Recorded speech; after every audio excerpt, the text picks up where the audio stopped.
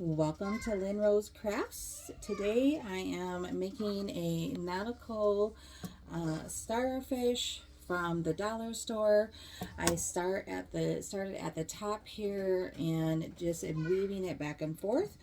I am going to then, when I run out of rope, of course, or this twine that I got from the dollar store as well, it's a big bundle of it. I literally just take a little end here and tie it again, and then I cut off these little tails right here and keep going down because it's hard to judge exactly how much twine you need for each of these little legs. So I'm going to give myself a little bit more here because I'm almost done with this leg, and then show you the technique here that I'm using. So it definitely is easier to have a smaller amount of rope at the bottom than trying to push this through here, because I'm literally weaving it in. So I'm taking it over the center one, under the outer one, and then I come back over, and this time I'm going to go under and then bring that rope or twine through, come back around the outside of this side, and then come back over, and it gives you this kind of design on it. Now you can see here I have a bunch of loose tails from the other one, and yet these are staying in place here, and I'll come back around later and either hot glue it down, more than likely hot glue it down, or I'm possibly going to even just add it like I just did with this one to finish the center part of this. But I'm going to use this technique all the way around until each of the legs are completed, and then do the center afterwards. So back down around and then bring it up over the top, bring it under. So literally just weaving it in, over, I come back through, bring it through the top, and kind of push it up under into this next spot here, so that it comes over the bar, so that you can go back under this bar to bring it back through. And on the other side, it kind of just fills it in like that. And then I will be back in a little bit here and do the center part with you, and then of course we're going to decorate this nautical star. Now you can use bigger twine. I'm choosing to use the thinner twine here because of the look that I'm going for, being kind of more of that rustic, true nautical type design. But you definitely could use thicker yarn or rope with these star wreaths. All right, I got all the legs done. I came down as far as I could and into the center part here. Then I came into the center and I wrapped my twine around the center part here to fill this hole in, and I can come back and add another layer to make sure that it's all even.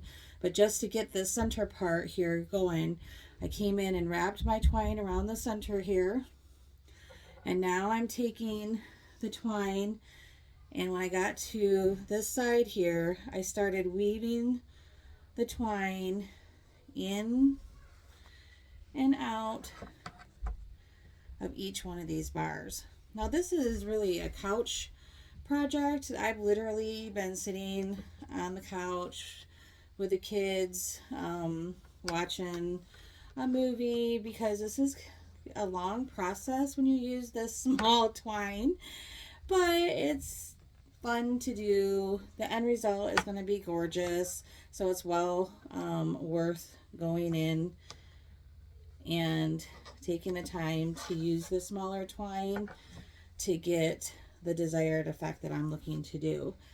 So you just keep going around, and then eventually you will meet up with your legs, and then you'll either tie off your twine or you will hot glue it down. I actually ended up, when I had all those tails that were left, I just went in between some of these and tied it off. If I have any gaps left over here, like I do here a little bit, I can still come in maybe one more time just to fill it in. But this will all be completely covered with this. And then these little ends here that where I started each of these, I will take and utilize those just to cover up the tips with some glue before trimming those off, just to make sure that the tips are completely covered on this wreath. So that's why those are still on there. Okay, so we are working on the middle section here. I'm just going to add a little bit more of the twine. I go in and literally just tie a little knot and then cut off the little tails here. And as you can see, you really can't see them. They blend quite nicely into the twine. I've done that to every single section because this is just too big to be moving in and out and in between these sections. And what I did, I love how this is turning out, is that after I wrapped the center part here, I came in and started weaving, and then I did I reversed it basically so that it would cause this bumped up design in the center, which is really cool. It's really truly coming along as I envisioned it. It's awesome. So you come in here, and I've been feeding this through each of these. Now again, this is very time consuming to do this.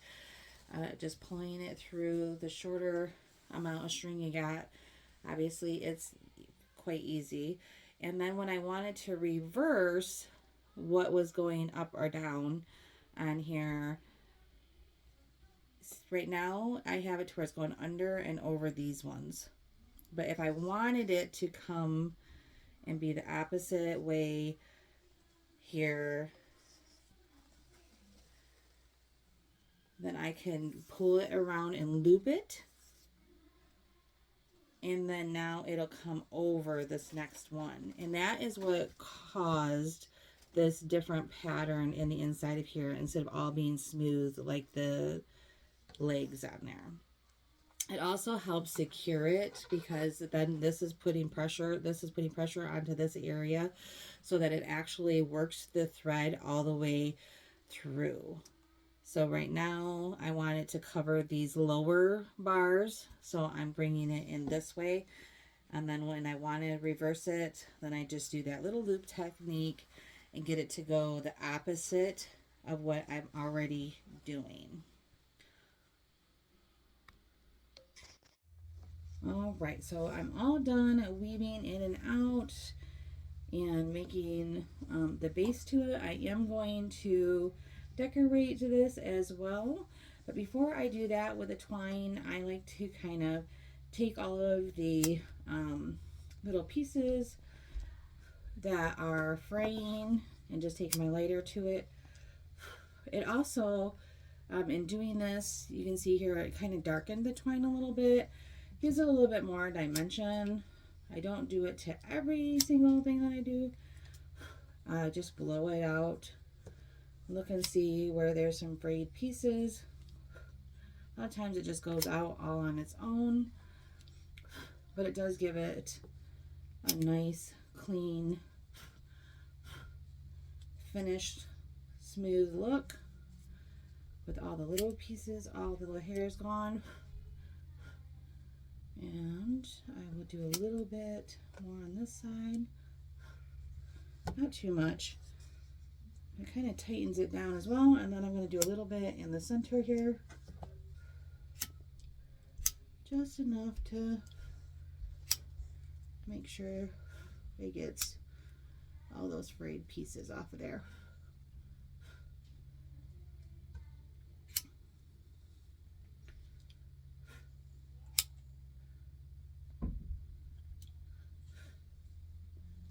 You can see that it kind of just puts itself out for the most part. I do blow on it for habit. You can definitely do this over the sink if you think that that's something you'll need to do. And sometimes I like to come back in, give it just a little bit more of a darkened area. Kind of just keep doing it till I get the desired finished look that I'm looking for. There we go. We will be back as soon as it's decorated. All right, gang, here is the finished project here. I think it turned out super cute. When you're working with little pros, you got to be a little bit careful with how much glue you're putting on there, but all in all, I'm pretty satisfied with the way that it turned out. My grandkids just said it looked like a real starfish. I did add a little hanger. Oop, I just popped a bead off. A little hanger on the back here, but there's plenty of other areas if you don't want to hang it by a hanger. If you're putting it in some fishnet there, you can just hang it on any of these back pieces that are in here with a little hook. I hope that you enjoyed this tutorial. Happy crafting!